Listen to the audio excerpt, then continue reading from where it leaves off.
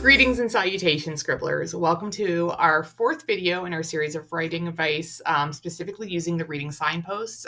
Chai has decided to join us for this video, so I'll just force her to look at the camera right now because, you know, everybody loves cats and loves when they do that. But she might be bopping through here a little bit, so we'll just try to ignore her. But these 6 videos are going to center on the reading signposts discussed in the book Notice and Note, Strategies for Close Reading by Kylene Beers and Robert Probst. This book, again, is designed for classroom teachers for reading and ELA, but the reading signposts that they talk about are really excellent for authors to be aware of as well. So far we have covered Words of the Wiser, Again and Again, and Memory Moments. Our fourth signpost is Aha Moments or Epiphanies. The aha moment is when a character has a sudden realization or finally understands something that they've been struggling with. This signpost helps the readers to understand the conflict in a story or the theme, or sometimes both. It's really cluing the reader in to ask, how will this change things? So you're going to be doing the same thing as the author. And the aha moment is something that isn't necessarily going to happen often. And many times it's going to occur later in the story after the character has kind of been through some trials and tribulations.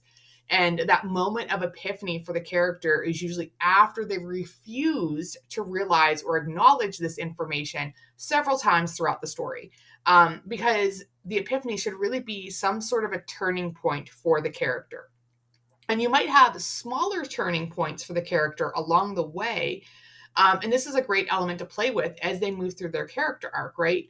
You can even have them think that they've made a change to what they're doing or their understanding of something, but really and truly, they haven't changed, which has the potential to lead to an even more dramatic aha moment at the end when they truly realize the error of their ways.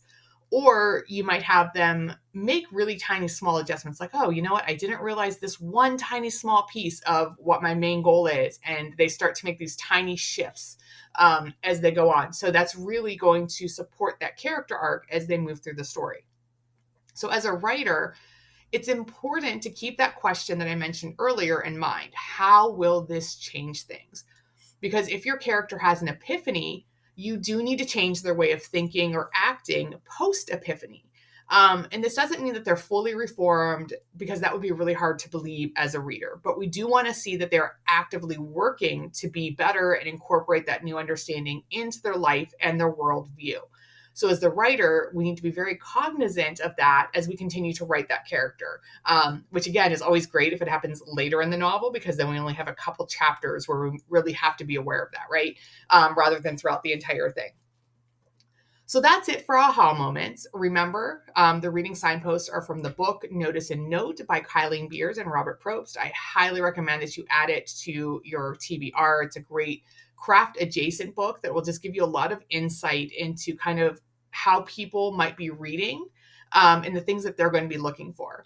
So tell us about your favorite aha moments from a novel or even from your own writing. And of course, if you are in need of a developmental edit for your novel to help figure out your character's aha moments, check out the links below for the Scribbler's Den. And that's it, guys. Don't forget to like this video, hit subscribe, and I will see you next time. Happy writing, Scribblers.